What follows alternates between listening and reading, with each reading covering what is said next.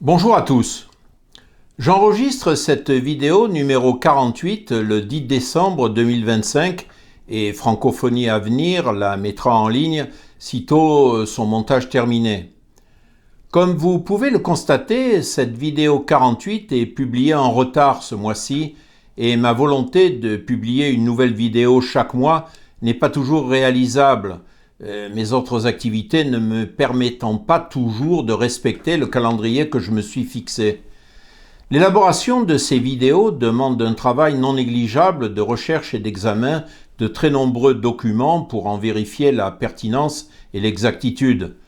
J'avais annoncé la mise en place d'une nouvelle formule consistant à interroger de nombreuses personnalités engagées dans le même combat que le mien, mais je n'ai pas encore eu le temps de les contacter et d'esquisser avec elles le format de ces nouvelles vidéos que j'ai projeté de faire. J'aurai l'occasion de vous en reparler. Dans la vidéo numéro 47, j'avais annoncé l'arrestation de Boualem Sansal en Algérie et sa condamnation. Ce mois-ci, il faut annoncer sa libération pour des raisons humanitaires, mais curieusement, elle est surtout due à une intervention du chef de l'État allemand, Frank Steinmeier, qui s'est entretenu avec le président algérien Tebboune à ce sujet.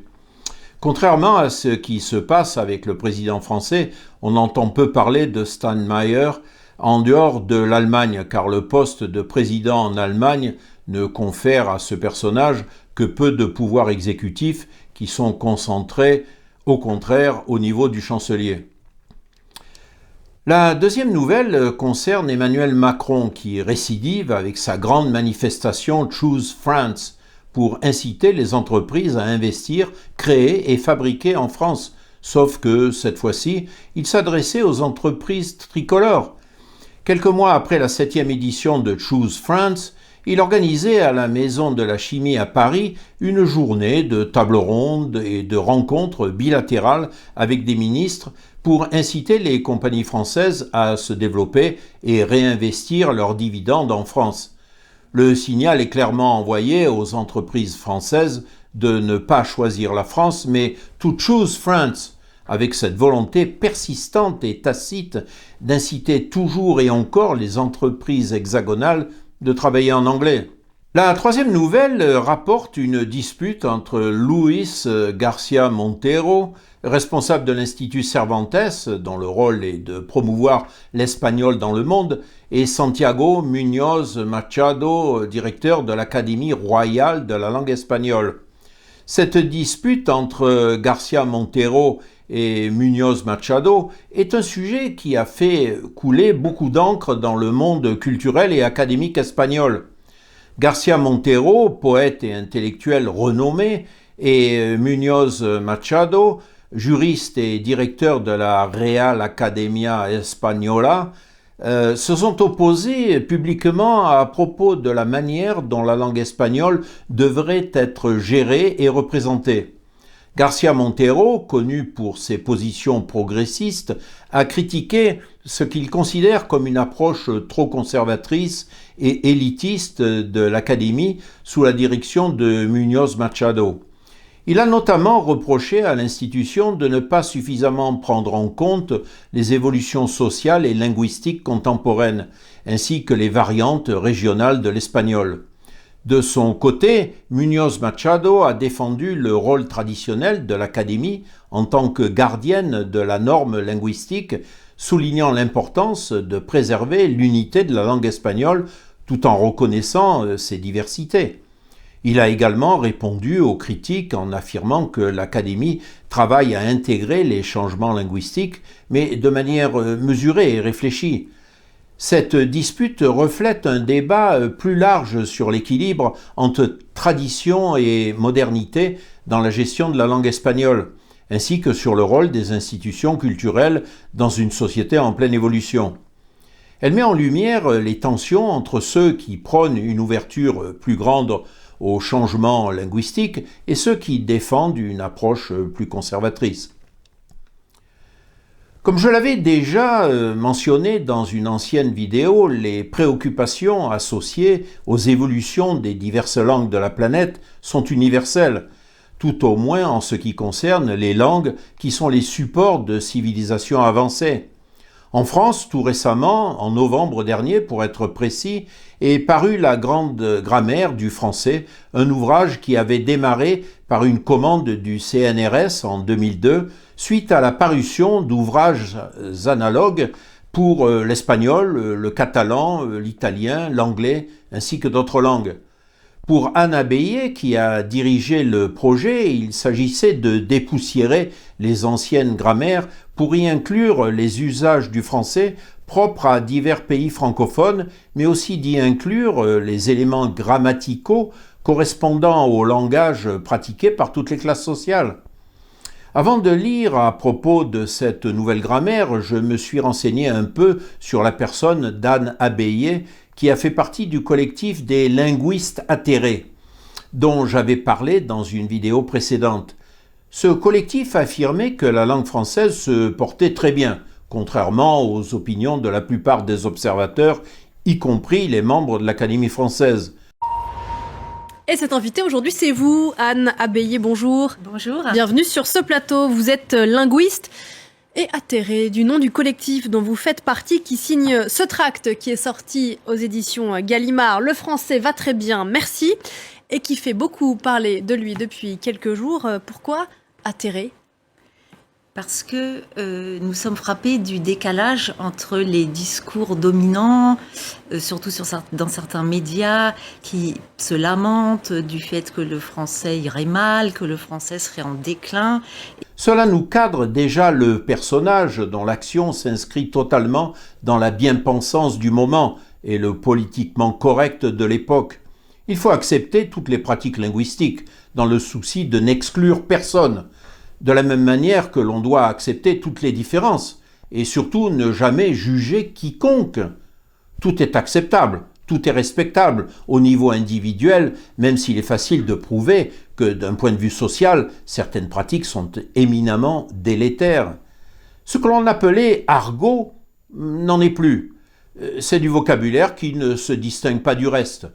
Il ne faut surtout pas culpabiliser les usages que l'on considérait fautifs il y a quelques années à peine. Rien n'est vraiment bon ou mauvais, beau ou laid. Cette croyance s'est infiltrée au niveau de l'enseignement et qui explique que de 3% de bacheliers français en 1947, on est passé à 98% en 2024, entraînant ainsi la dévalorisation complète du diplôme correspondant. Dans tous les entretiens qu'elle a eus suite à la publication de sa grammaire, Anne Abbayer ignore également le problème des anglicismes ou des structures syntaxiques et grammaticales qui sont de plus en plus affectées par l'anglicisation du langage qui, il y a 20 ans, ne concernait que le vocabulaire. Moi, je salue cette initiative, bravo, vraiment, c'est un travail incroyable. Et j'ai l'impression que c'est vraiment le retour à une grammaire sans jugement de valeur, en effet, une grammaire qui s'intéresse à la variation. Et il faut bien comprendre que les premières grammaires qui ont été suivies, écoutées, lues massivement, c'était au XVIIe siècle, notamment cette grammaire qui a fait date 1647 de Claude Favre de Vaugelas, et qui déjà a formulé cette idée du bon usage, qui était la façon la plus saine de parler à la cour, et qui a été après reprise, développée, et puis finalement, c'est ce qu'on retrouve dans le bon usage de Grévis. Donc là, enfin, on retrouve une analyse à la fois informée, détaillée, avec des corpus à la fois écrits, oraux, des variations, et tout ça sans jugement de valeur. Alors, il faut savoir que les locuteurs du français souffrent en France, je dis bien, parce que pas les francophones hors de France, d'un complexe de supériorité et d'un idéal, enfin d'une pratique monolingue. En fait, on est dans un pays qui partage peu d'autres langues, à la différence de la Suisse, de la Belgique, de l'Afrique, où tous les francophones, en fait, parlent plein de langues. Et donc, quand vous avez ce rapport un petit peu idéalisé, en plus, à une langue s'est construite sur cet idéal, vous avez tendance à juger dès qu'il y a des variations. Et là, ce dictionnaire, cette grammaire peut nous aider à ne pas juger. Pourtant, malgré la volonté d'Anne Abbayer de se mouler sur les tendances du moment, des critiques de son travail ont fait quand même surface. Avec son dictionnaire, son effort, qui est perçu comme une tentative de normalisation de la grammaire, est mal vu par certains intellectuels autoproclamés ou pseudolinguistes qui estiment qu'elle impose des contraintes au discours oral comme au discours écrit. Ce qui est curieux dans tout cela, c'est qu'à aucun moment on évoque la nécessité de normaliser un code de communication dont il est souhaitable qu'il se généralise dans l'espace et qu'il se pérennise dans le temps. Je sais que je fais ici un pléonasme, mais je le fais à dessein pour bien me faire comprendre. Bien sûr, avec le temps, l'évolution fera apparaître, en fonction des nécessités, des nouveaux mots et des nouvelles structures, mais qui doivent enrichir la langue et non l'appauvrir. En d'autres termes, la richesse informationnelle qu'apporte le discours doit s'accroître et non l'inverse. Prenons ici un tout petit exemple de l'absurdité de certaines propositions qui n'enrichissent en rien notre langue et qui tendent au contraire à créer des antagonismes indésirables. Mais c'est vraiment d'une inculture crasse que de croire ça. C'est pour ça que la récente initiative de Elisabeth Borne disant qu'il allait falloir modifier la formule du Panthéon. Vous savez, sur le Panthéon, il y a marqué « aux grands hommes, la patrie reconnaissante ». Comme si grands hommes signifiaient les grands hommes de sexe masculin. Mais c'est vraiment d'une inculture crasse que de croire ça. C'est homme, non pas au sens de vir en latin, mais au sens de homo, être humain. Tout ce qui nous rassemble en tant qu'être humain. Donc moi, je suis pour laisser aux grands hommes la patrie reconnaissante parce que je me considère comme un homme de ce point de vue-là, c'est-à-dire un membre de l'espèce humaine. Ouais, mais c'est, si vous me le permettez, old school par rapport à... C'est très old school, je sais bien, mais le problème, c'est que la new school du féminisme différentialiste, qui donc veut à tout prix affirmer l'appartenance au sexe féminin, est un féminisme qu'on appelle différentialiste ou communautariste, c'est-à-dire qui vise à construire une communauté des femmes qui va se retrouver systématiquement opposée à la communauté des hommes et donc à construire des situations d'opposition, de ressentiment, de revanche, d'agressivité, de guerre entre les hommes et les femmes, que moi je refuse absolument. Je refuse d'être prise dans une guerre entre les hommes et les femmes. Des défenseurs de la langue académique, on est passé aux réformistes, qui veulent vivre avec leur temps, c'est-à-dire celui des jeunes, quitte à abjurer leurs études de lettres, anciennes ou modernes. Je voudrais ici vous faire écouter les réflexions de Julie Neveu, professeure à la Sorbonne, qui s'est renommée en 2018 Sorbonne Université. On voit ici le calque de l'anglais adopté par sa direction, qui doit sans doute être frustré de ne pas pouvoir mettre un Y au lieu du E à la fin d'université, que le recteur probablement rêverait de prononcer University sans doute. Sorbonne University serait tellement plus chic dans l'esprit de ces petits colonisés qui ne se considèrent nullement comme tels, mais qui au contraire cherchent désespérément à justifier leur pratique linguistique comme non seulement normale, mais avant-gardiste, inclusive et mondialisante.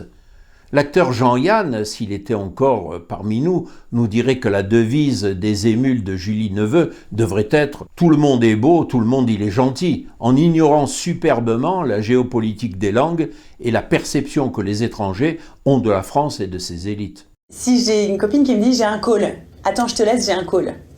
Bon, pourquoi elle me dit pas « j'ai un coup de téléphone » ?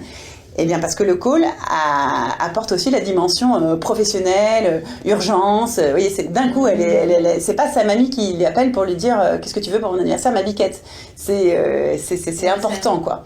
Donc le mot, il arrive jamais tout seul. Il arrive avec une pratique, quoi, avec un contexte, etc. J'entends un peu partout critiquer les anglicismes. On n'en peut plus des mots anglais, etc.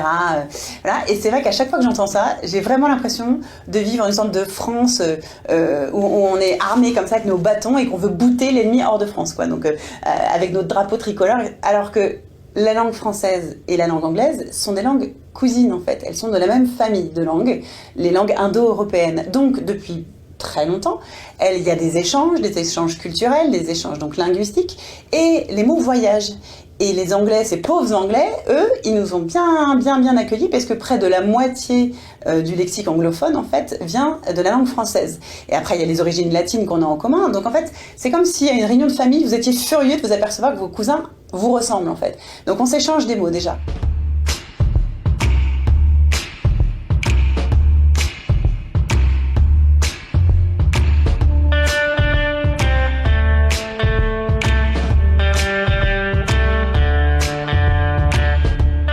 Les mots, par exemple, date et crush. il représente très bien les échanges anglo-français, etc. C'est-à-dire que date, certes, on le reprend aujourd'hui au vocabulaire américain.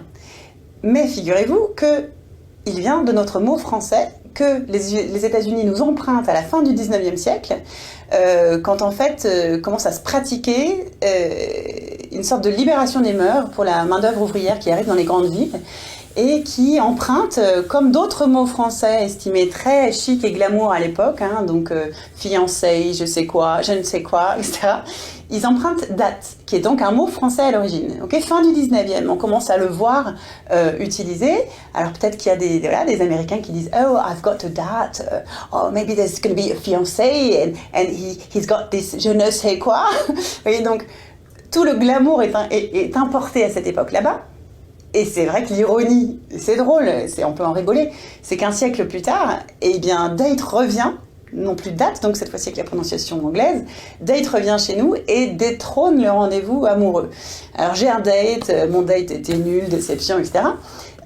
Date, pourquoi on le prononce à l'américaine du coup ? Parce que c'est notre pratique. En fait, donc pareil, les anglicismes, on peut dire que c'est très mal, sauf que, il y a des échanges, donc je pense que ça sert à rien, c'est l'histoire qui est fluctuante et on se nourrit les uns les autres de nos cultures, et en plus on ne peut pas le remplacer date, parce que il signifie autre chose que le rendez-vous amoureux qui a pu avoir il y a d'autres années. Le date, c'est la rencontre qui a été organisée, la rencontre planifiée, et là c'est vraiment l'esprit américain de planification, de planning sentimental, vous voyez, qui s'exerce, c'est ça qu'on pratique quand on fait le date, et on le sait très bien.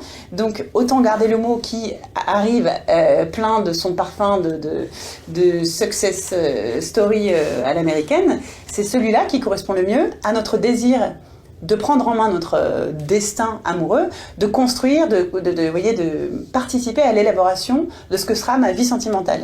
Et les termes sur les applis comme donc swipe et like, c'est vraiment la même thématique de prise en main de mon destin. Ces mots-là promettent le succès. Hein, comme dans Match, la compétition, je sais, et Match, hurrah, vous voyez, c'est là, oh là. Donc tout ça fait envie, donne envie beaucoup plus. Et surtout, ce qui est là assez intéressant, et je pense que très bientôt, et peut-être déjà, et sans doute déjà que tous les utilisateurs de cette plateforme le savent, mais c'est que c'est pas des vrais sentiments. C'est-à-dire, c'est pas la même chose. C'est autre chose que des sentiments. Donc, like, c'est pas aimer. Et si on aimait quelqu'un sur un profil, si on le lisait en français, on se rendrait bien compte de l'écart, du grand écart que c'est, que de cliquer et d'aimer bien quelqu'un, d'être bien en compagnie de quelqu'un. Donc on le sait, et c'est pour ça qu'intuitivement, on adopte ces nouveaux usages, parce que ces nouveaux usages reflètent donc un nouveau lexique du sentiment qui n'a rien à voir avec le sentiment éprouvé, ressenti réellement dans l'intimité de mon couple, de mes rencontres. Évidemment, Julie Neveu est parfaitement représentative du milieu auquel elle appartient. Le corps professoral universitaire actuel n'a plus grand-chose à voir avec celui que j'ai connu autrefois, celui qui puisait directement dans le patrimoine littéraire et scientifique du pays, sans avoir le besoin de recourir à des termes étrangers qui masquent en fait, chez ces pseudo-intellectuels, un recul considérable d'expressivité et de maîtrise de leur propre langue. Bien sûr, il y a eu des emprunts d'autres langues en français, mais ces emprunts ont fertilisé, plutôt que de contaminer la langue française. Le français est bourré de préfixes et de suffixes gréco-latins, et a aussi emprunté des langues germaniques et même de l'arabe. Mais ces emprunts correspondaient aux briques dont on a besoin pour construire un édifice complet, c'est-à-dire une langue pourvue de tous les outils nécessaires pour discuter et créer dans tous les domaines. Les vrais intellectuels se sont appropriés cet outil, ils l'ont assimilé complètement et ont continué à le développer dans des directions qui leur étaient propres. Julie Neveu ne se rend pas compte que les pratiques langagières qu'elle décrit soulignent dans le contexte actuel un lien de dépendance par rapport aux pays anglo-saxons de type colonial. Et c'est bien la manière dont cela est perçu par les étrangers francophones qui nous observent quand le français n'est pas leur langue maternelle. Comme je l'ai déjà souligné dans des vidéos précédentes, les pratiques langagières des Français contemporains nous avertissent des dépendances coloniales vis-à-vis des pays anglo-saxons et qui sont pleinement confirmées par les dépendances politiques, économiques, financières et monétaires et aussi par la tolérance de lois supranationales qui font de la souveraineté un lointain souvenir. Le journaliste Michel Feltin-Palas a publié tout récemment un livre dont le titre résume bien cette absence de souveraineté linguistique. Le titre est « C'est quoi déjà le mot en français ?» Cette question met en relief une aliénation en progression constante chez les Français de langue maternelle française.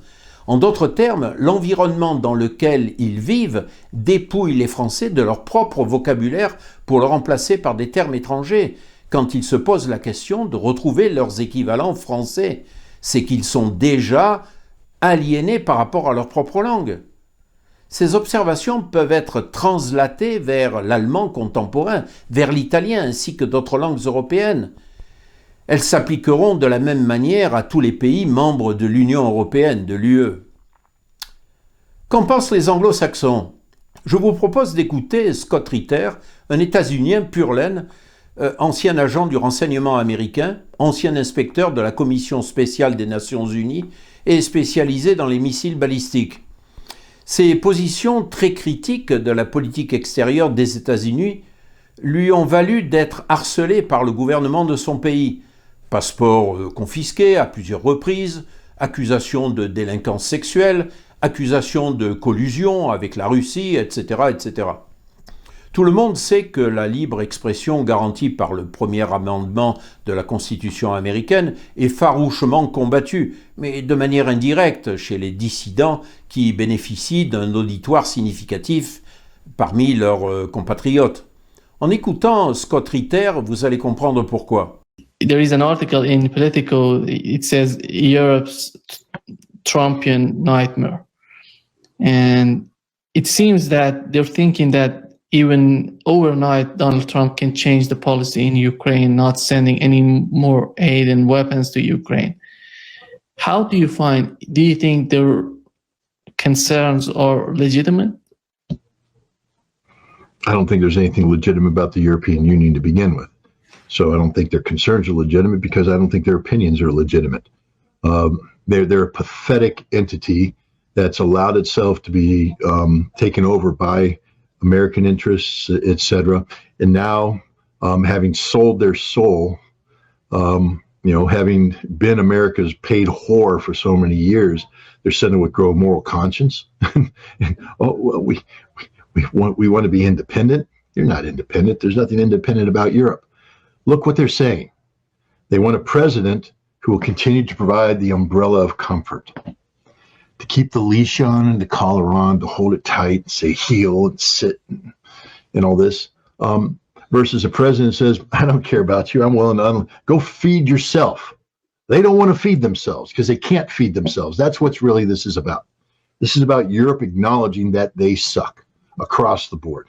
And they're scared to death because what Donald Trump is saying is grow up, stand up on your own 2 feet, get the hell out of the nest and fly. They can't.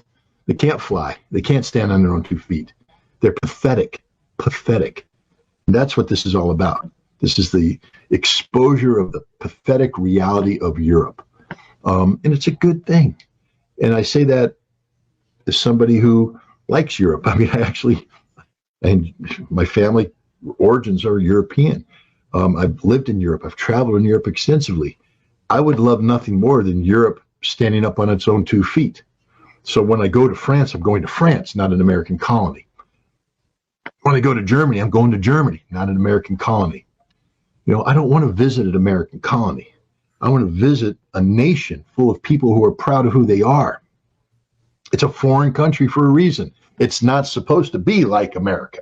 It's supposed to be their own country. It's what I love about going to Russia. When you go to Russia, you know damn well where you're at. You're in Russia.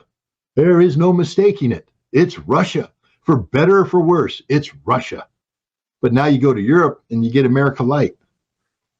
This European Union has watered down what it means to be a European, because being a European is a meaningless term. There's no European. What is a European?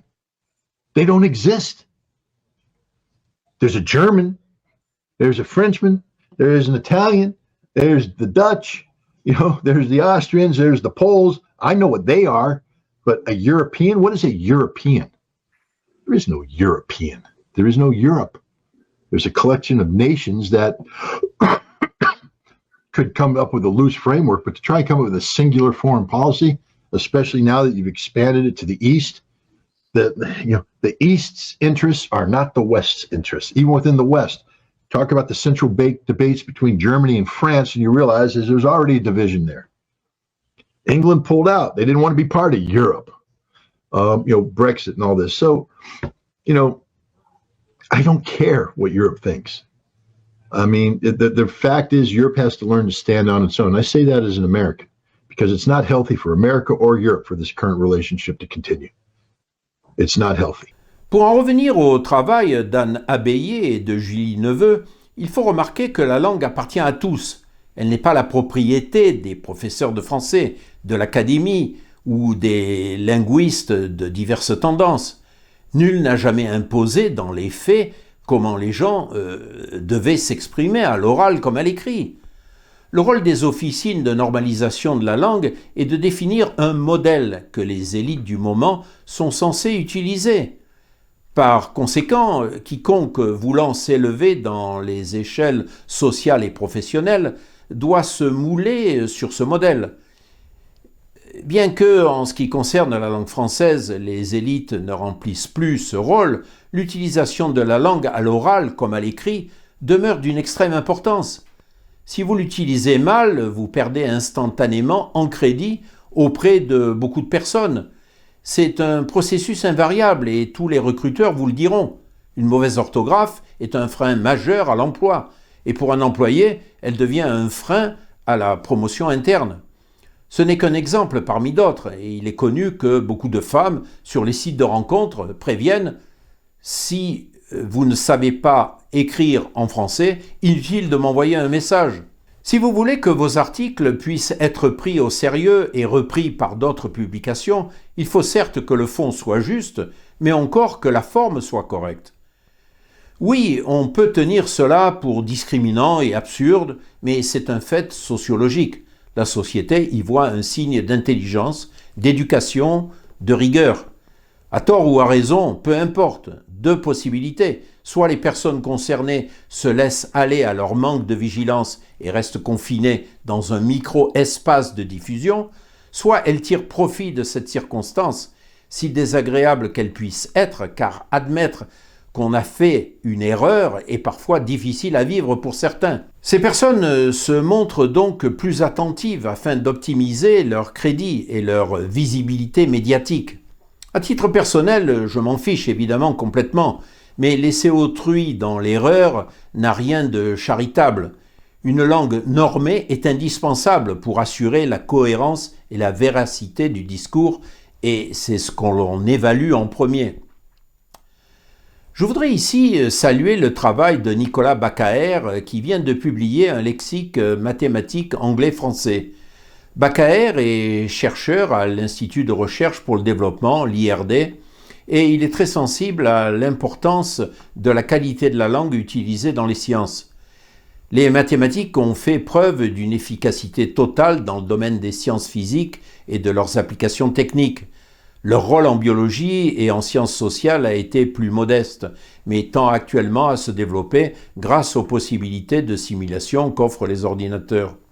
C'est justement la spécialité de Nicolas Bacquaer et sa dernière publication met à disposition des mathématiciens un thésaurus grâce auquel ils peuvent rédiger leur travail totalement en français.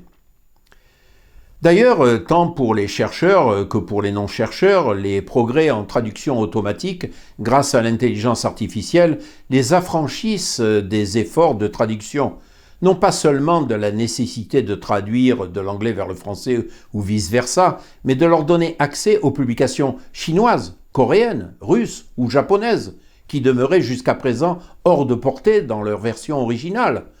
Je voudrais vous faire écouter ici les propos de Luc Ferry, un ancien ministre français de l'Éducation, à propos de la traduction automatique. Juste un exemple encore, j'ai donné 50 pages de mon livre à traduire pour un ami d'Annie Cohn-Bendit qui parle pas le français, donc j'ai fait traduire en allemand. Moi, j'ai été traducteur professionnel pendant 30 ans. J'ai traduit la critique de la raison pratique de Kant dans la Pléiade. Bon, peu importe. Mais du coup, je peux vérifier.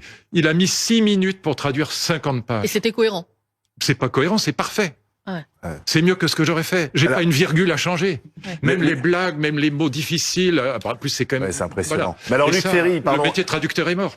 Nous avons également l'émergence pour tout un chacun de la traduction vocale qui préserve la voix de l'interlocuteur et qui est utilisée de manière routinière par les chefs d'État et les hauts fonctionnaires en Chine, au Japon et en Russie depuis déjà plusieurs années.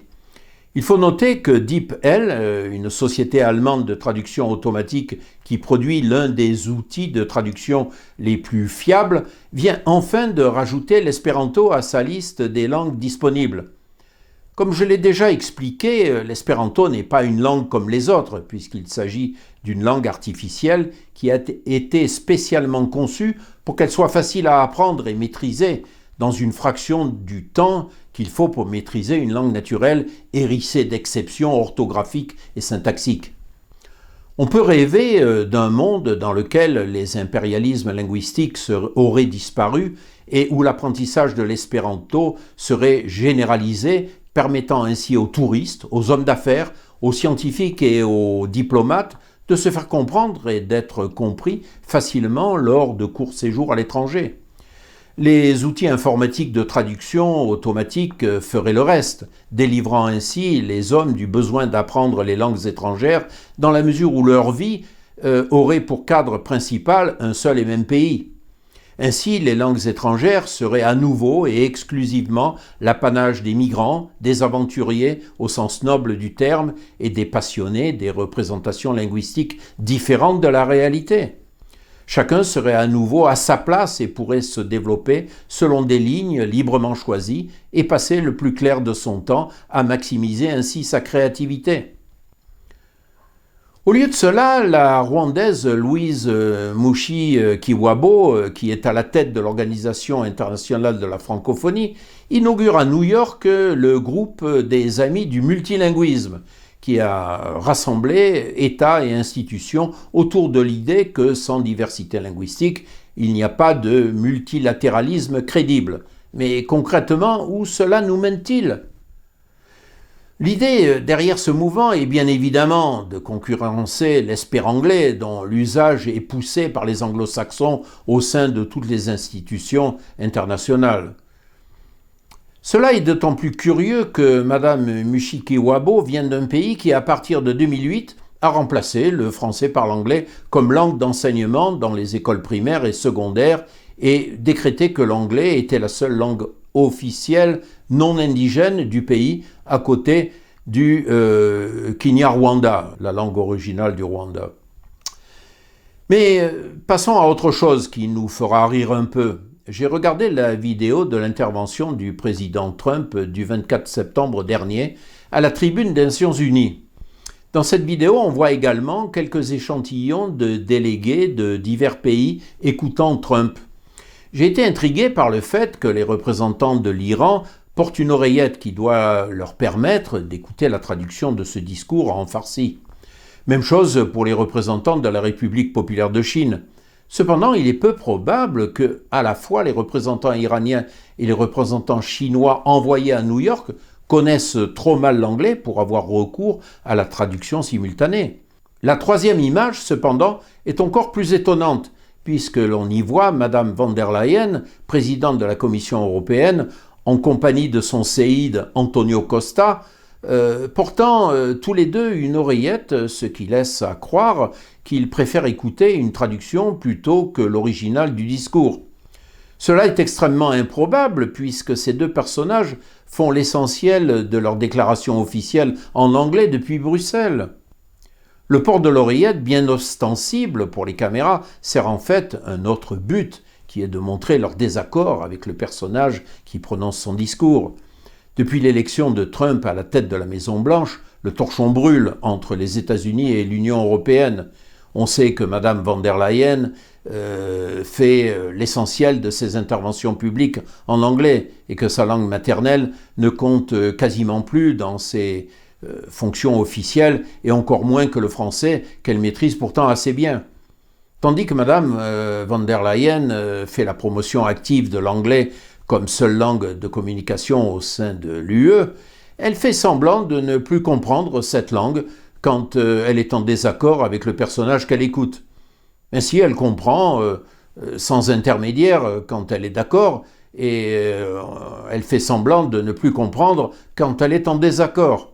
C'est par exemple le cas également chez le russe Dimitri Medvedev, ancien président de la Fédération de Russie, qui est passé du statut de lèche-fesse des anglo-saxons à celui de leur ennemi déclaré, faisant des déclarations agressives et fracassantes, excluant désormais totalement l'usage de l'anglais qu'il s'était pourtant appliqué à apprendre.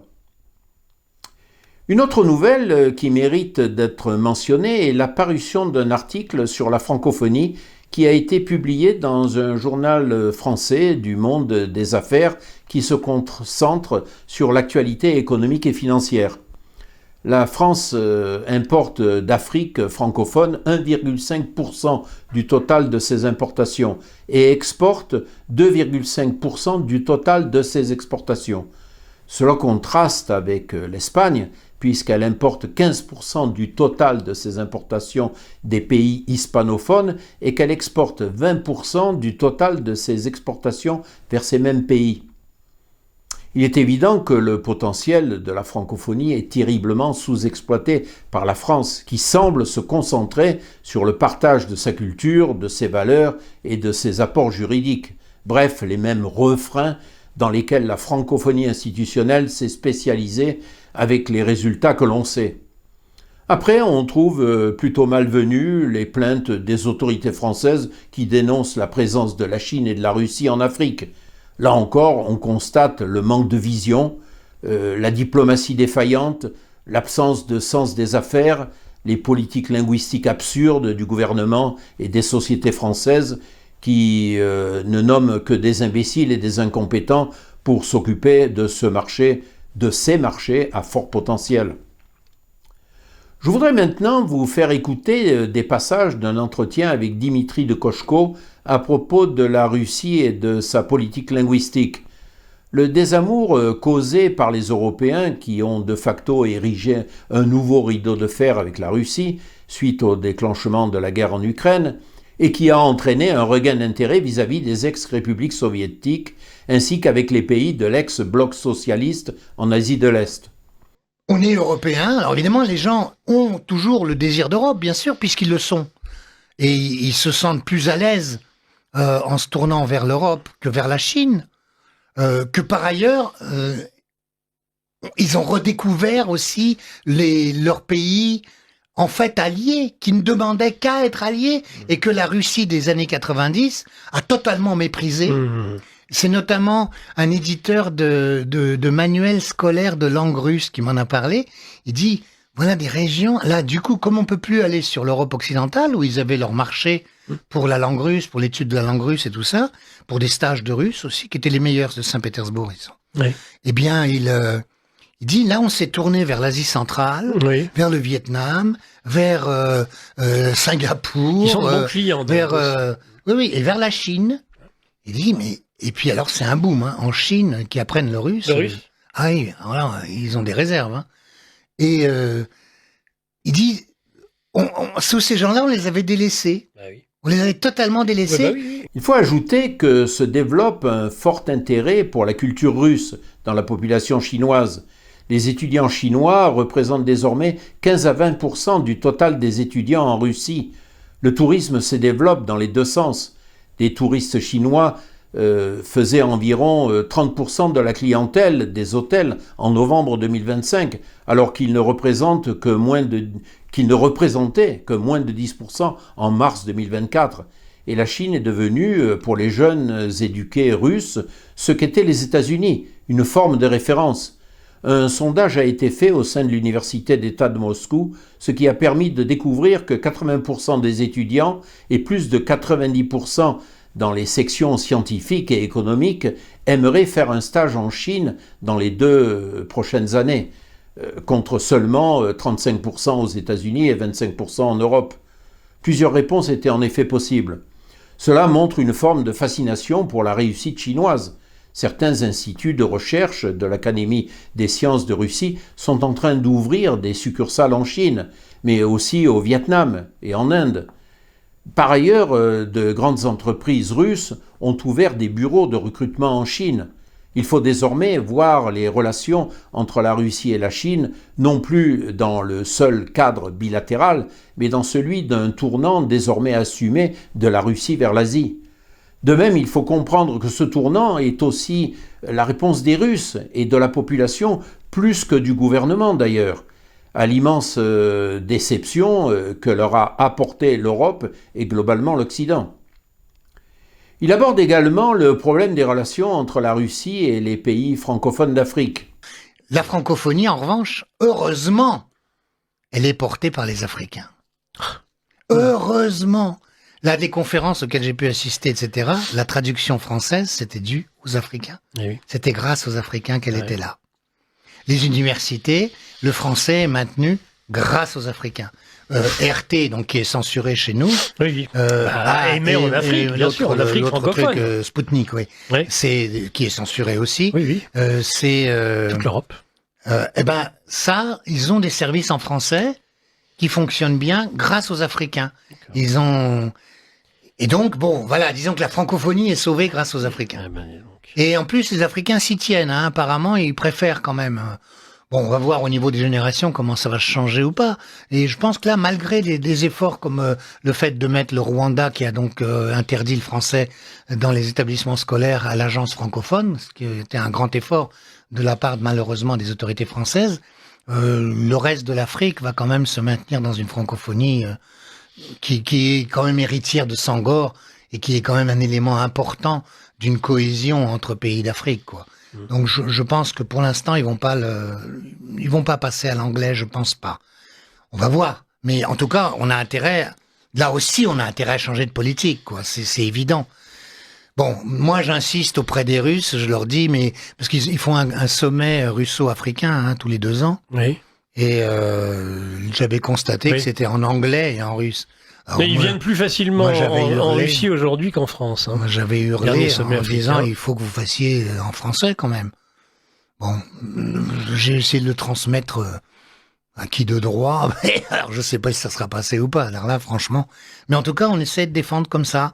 Les profs, on essaie de les soutenir. Il y a 2 facs à Moscou qui font du français.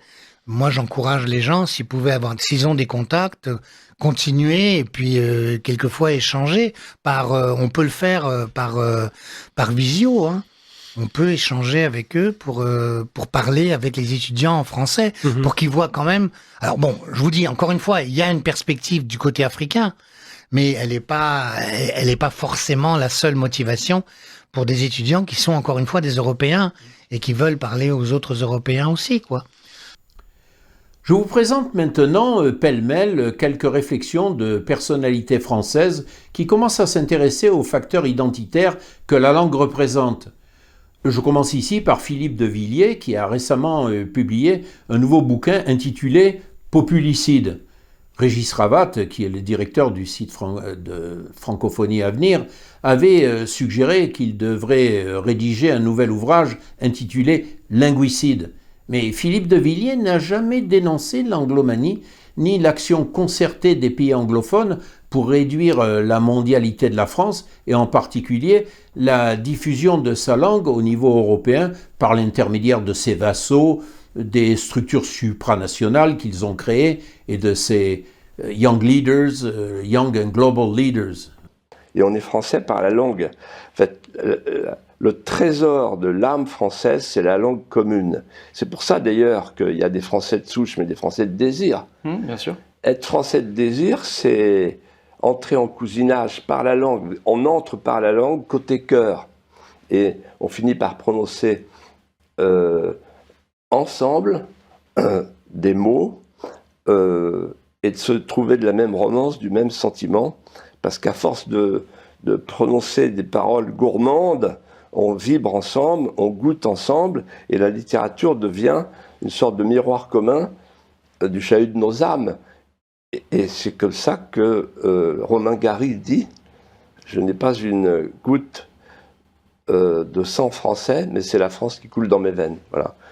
Il fait ensuite des commentaires sur son livre Populicide, et il aborde le sujet du renouvellement des générations qui s'applique à la France et encore plus aux Québécois et aux Acadiens du Nouveau-Brunswick. Les derniers chiffres, où il reprend en fait les chiffres de l'INSEE, vous apercevez qu'aujourd'hui, pour la première fois dans l'histoire de France, la courbe des naissances est passée sous la courbe des décès, et que 31% des naissances sont des naissances venues de populations étrangères. Et moi je dis ceci, un peuple qui sous-traite son renouvellement démographique aux populations immigrées est un peuple qui est appelé à mourir. Ensuite, je voudrais vous faire écouter l'économiste et financier Charles Gave à propos des abus de langage, de la distorsion des mots et des mots tabous dans les environnements où l'expression est restreinte ou sévèrement encadrée.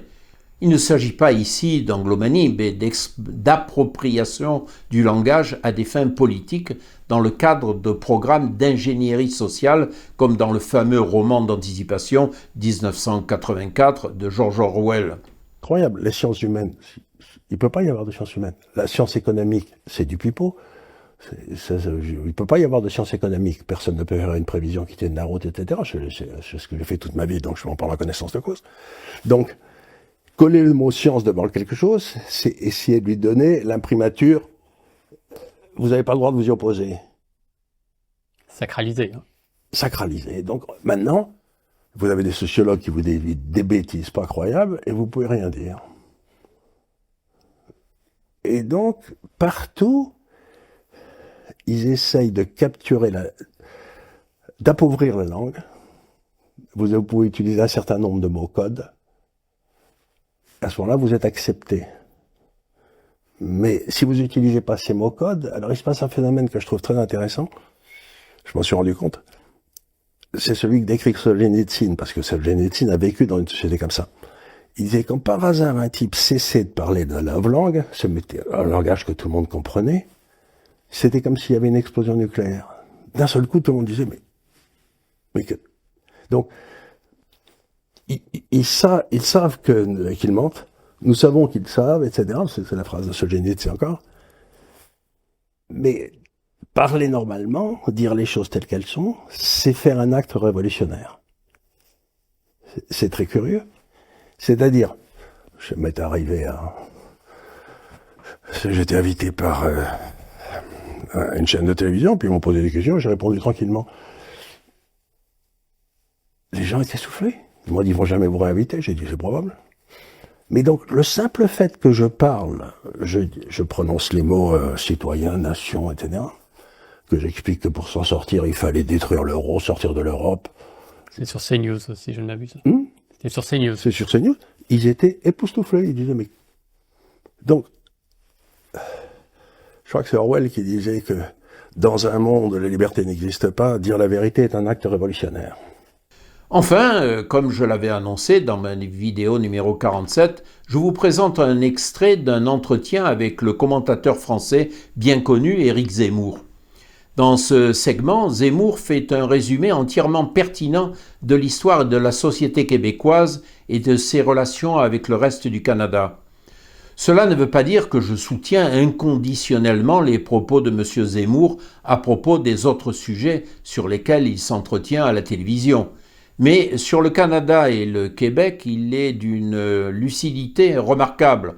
Nous en reparlerons dans la vidéo numéro 49. Éric Zemmour, oui. Le Premier ministre canadien Justin Trudeau a donné son assentiment au gouvernement du Québec pour inscrire dans la Constitution que, je cite, « les Québécoises et les Québécois forment une nation » et que le français est la seule langue officielle du Québec et la langue commune de la nation québécoise.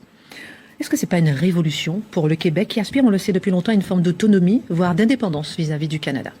Révolution, j'emploierais pas ce mot. Je dirais consolidation.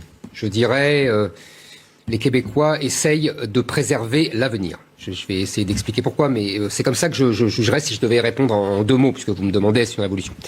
En fait, qu'est-ce qui se passe? Le gouvernement québécois met dans la Constitution que, un peu sur le modèle de la langue dans la Constitution française, le français est la langue de la nation française. Du coup, il fait coup double. Il impose la langue française comme seule langue du Québec et il impose la reconnaissance sémantique, juridique de la nation québécoise. Vous voyez, c'est bon. Une habileté juridico-politique.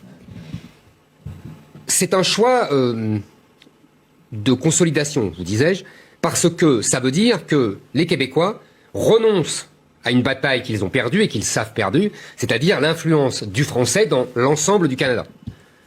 Ils savent que ça, normalement, officiellement, il y a 2 langues à égalité dans tout le Canada, c'est le français et l'anglais. Ils pourraient essayer de se battre pour imposer le français dans toute la fédération canadienne. Ce combat est perdu. Donc, ils essayent de faire une opération de défensive en disant, au moins chez nous, le Québec, c'est la langue française, et du coup, on en profite pour rappeler que nous sommes une nation. Maintenant, Justin Trudeau accepte. Et ce qui était très intéressant, c'est les réactions des anglophones et des médias anglophones. C'est très révélateur de l'idéologie qui gagne l'Amérique du Nord. Vous savez, mon ami Mathieu Bock-Côté est devenu le spécialiste, il est devenu une espèce de Nostradamus. Il nous annonce ce qui va nous arriver en France, parce qu'évidemment, comme il l'a vu au Canada quelques années plus tôt, il peut nous annoncer ce qui va arriver. Et si c'était au Canada, c'est parce que c'était en bas aux États-Unis et que c'est monté au Canada. Et donc, qu'est-ce qui se passe dans cette presse anglo-saxonne? Il y a 2 versants et 2 angles d'attaque contre les Québécois français. Le premier, le nationalisme anglo-saxon traditionnel. La presse qui dit Trudeau a courbé les chines devant le nationalisme québécois. Enfin bon, des fadaises, mais qu'on a rappelé, vous savez, Chauvin, grand Chauvin à la fin du 19e siècle. Ça aurait été ce genre d'expression, quand il y avait l'expression des nationalismes, vous savez, français, allemand, anglais, etc. Bon. Et puis, et c'est là où ça devient très intéressant, parce qu'on a souvent ces discussions-là, il y a l'influence de la culture woke, de la fameuse culture du politiquement correct d'aujourd'hui, etc. Parce que la presse anglo-saxonne traite aussi ces Québécois de suprémacistes, de nationalistes, de suprémacistes blancs. Il faut le faire. Des types qui ont été écrasés depuis 2 siècles par les anglo-saxons, maintenant ils sont traités de suprémacistes blancs parce qu'ils défendent la langue française. Vous voyez où en est la culture woke et l'extrême gauche américano-canadienne, française, enfin, vous voyez, toute cette extrême gauche-là qui, comme on le sait, sévit aussi en France. Et Justin Trudeau, devant l'offensive médiatique, n'a pas renié sa décision, mais il a lui aussi été habile. C'est-à-dire qu'il a dit, bon, très bien, le français sera la langue, mais c'est dans le cadre des langues autochtones. Alors là, ça vous dit rien en France, autochtone, mais pour les Québécois, ça veut dire que il y a le français, mais il y a aussi d'autres langues, en particulier les idiomes indiens.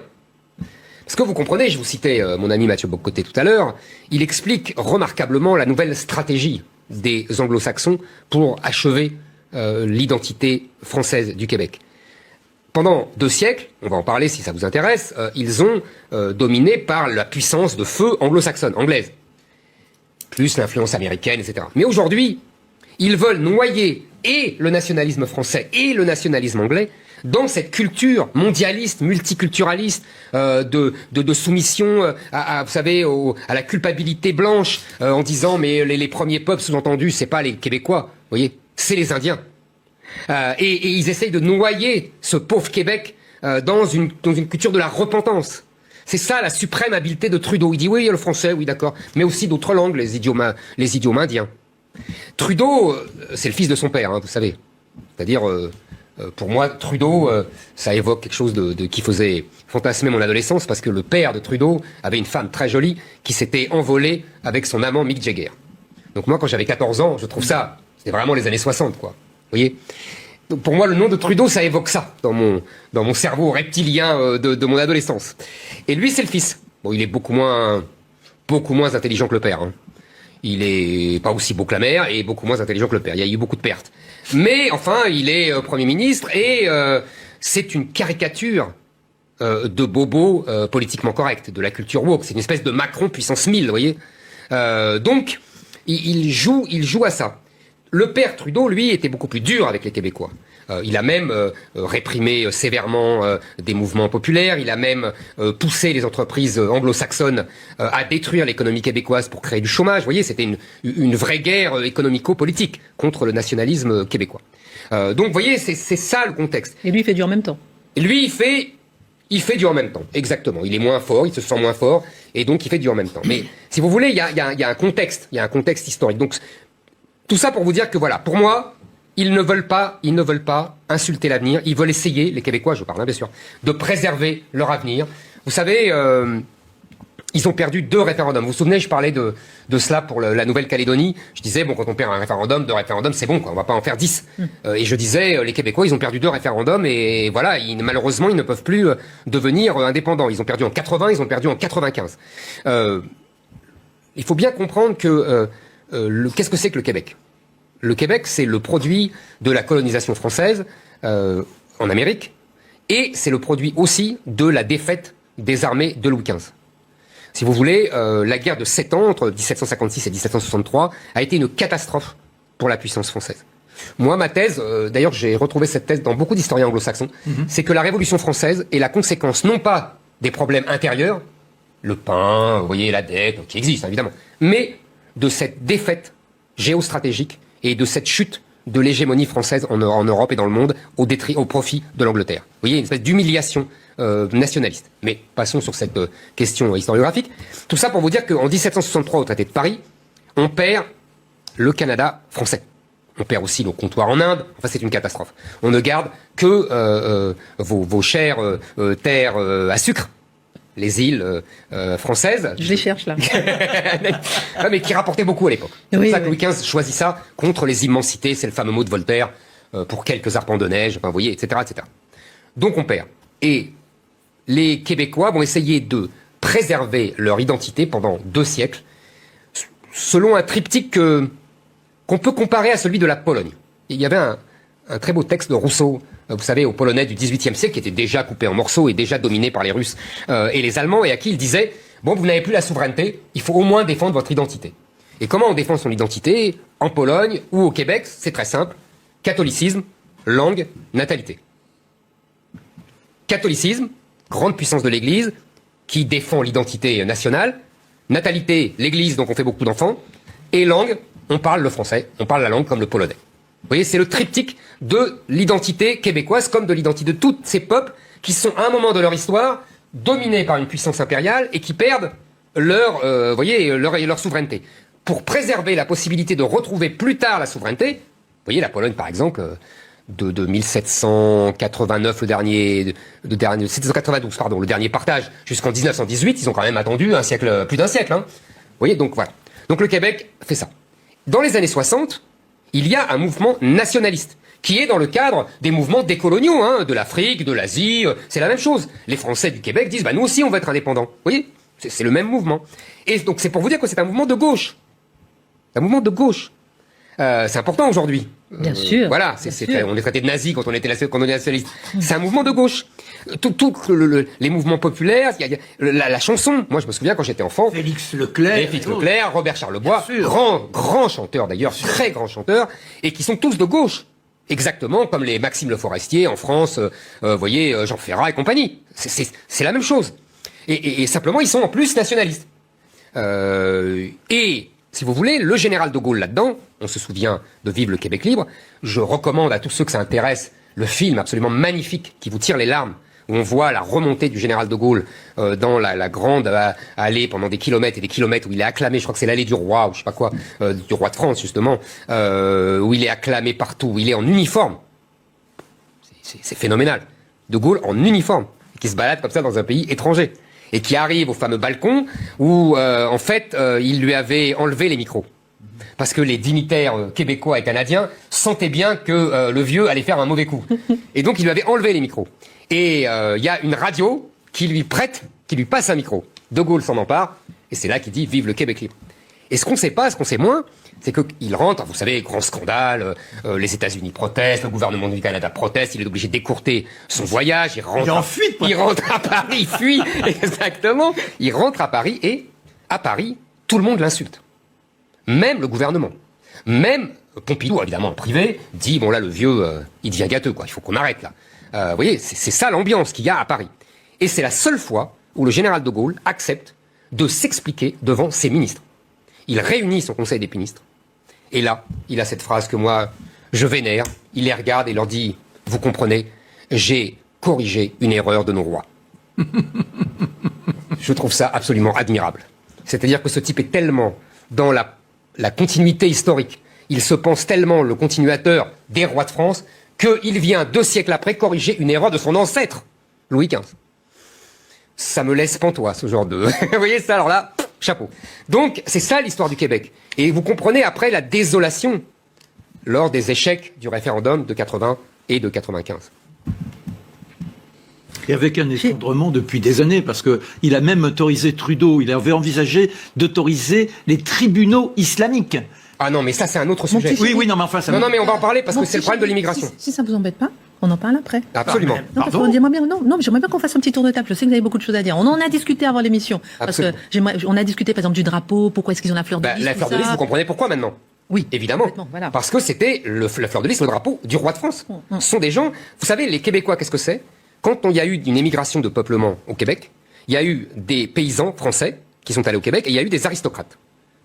Et quand la France a perdu, je vous ai dit, 1763, il y a une bataille, je crois, avant la grande bataille de la défaite de Montcalm, c'est, je crois, en 1757 ou 56, je ne veux pas dire de bêtises, 58, il faudrait vérifier, hein, je n'ai pas vérifié avant, mais c'est la grande bataille où les Anglais gagnent, avec leurs alliés indiens contre les Français avec leurs alliés indiens. Les aristocrates français rentrent à Paris. Et les paysans, qui n'ont pas les moyens de rentrer, restent au Québec. Donc c'est une société de paysans, sans élite. Donc qui va se reconstituer lentement. La seule élite, c'est l'Église. Vous voyez? Bon, ça c'est le Québec. Et donc, là où Marc fait une réflexion sur l'immigration, parce qu'en fait, qu'est-ce qui s'est passé au Québec? Les anglo-saxons ont décidé de détruire ce nationalisme québécois, par tous les moyens. Le premier moyen, je vous l'ai dit, c'est par la guerre économique. Le deuxième moyen, c'est par l'immigration. C'est-à-dire qu'on a fait venir des immigrés qui étaient étrangers au peuple québécois. Et lorsque ce fameux référendum de 95 perdu de très très peu, c'est parce que dans le peuple québécois d'origine, il y avait une majorité pour le oui. Et ce sont les immigrés naturalisés qui ont fait basculer le vote. À l'époque, il y a un dirigeant québécois qui l'a dit. Évidemment, il s'est fait insulter, traiter de raciste. Sa carrière politique a été ruinée. Mais c'est pour vous dire que comment on change le destin d'un peuple avec l'immigration. Ce n'est pas rien. C'est pas seulement des braves gens qui viennent travailler, etc. Vous voyez, il y a toujours un contexte. Je vous dis toujours, la démographie, c'est le destin. Là, on le voit bien avec le Québec. Et donc, on est au cœur de ce sujet-là, parce que depuis, l'immigration n'arrête pas au Québec. D'ailleurs, les Québécois eux-mêmes font venir des francophones, des maghrébins, etc., parce qu'ils pensent consolider leur base francophone. Ils ont tort, c'est une grave erreur, parce que si vous voulez, ils voient bien que ce n'est pas, à part il y a des exceptions, bien sûr, il y a des individus qui s'agrègent. Langue ne veut pas dire identité. Ah, langue ne veut pas dire identité. Langue veut dire identité, mais pas seulement. C'est-à-dire que la langue française est un marqueur de l'identité française, et en l'occurrence, la langue française du Québec est un marqueur de l'identité française du Québec, mais ce n'est pas la seule. On peut parler français et ne pas se sentir français, et ne pas être français surtout. On est bien d'accord. Là, c'est pareil pour le Québec. En plus, il y a des problèmes démographiques, c'est-à-dire que ils ont des chiffres, et c'est ce qui explique la décision des Québécois aujourd'hui sur la langue, c'est que pendant des siècles, il y avait 100% de Québécois qui parlaient français. Aujourd'hui, on est à 80%. On est passé sous la barre des 80%. Et même, un chiffre qui est encore plus affolant, 53% seulement des Québécois parlent le français parlent seulement le français dans leur univers familial. Vous voyez? On voit le produit de l'immigration. Il y a à peu près, j'avais noté un chiffre assez simple, 50 000 entrées d'immigrés par an depuis 2010. C'est un petit pays de 8 millions d'habitants. Donc c'est comme nous, 400 000 entrées. Oui, c'est un peu ce qu'on a d'ailleurs. Mais c'est énorme, vous voyez, pour un petit pays comme ça. Donc il y a un problème effectivement de langue. Ils peuvent se faire complètement désintégrer de l'intérieur. Voilà, c'est tout pour aujourd'hui. Si vous avez apprécié cette vidéo, rediffusez-la sans modération. Signalez-la aux organisations souverainistes avec lesquelles vous pouvez être en contact. Abonnez-vous à la chaîne, apposez un pouce bleu à la vidéo pour nous faire mieux connaître. Achetez les bouquins dont je suis fier de constater qu'ils n'ont pas pris une ride.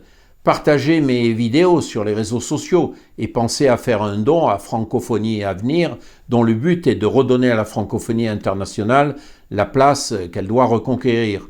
Je suis heureux de collaborer avec cet organisme à titre de pur bénévole, car cela préserve mon indépendance totale vis-à-vis des sujets que je traite et donc de ma ligne éditoriale. Malheureusement, Impératif Français, l'association québécoise avec laquelle je collaborais, fait désormais partie des organismes subventionnés par ceux qui veulent la réduire à une neutralité bienveillante un sujet sur lequel je reviendrai dans ma vidéo numéro 49. Puisque nous ne nous reverrons pas avant le mois de janvier, je vous souhaite à tous un très joyeux Noël et une heureuse nouvelle année.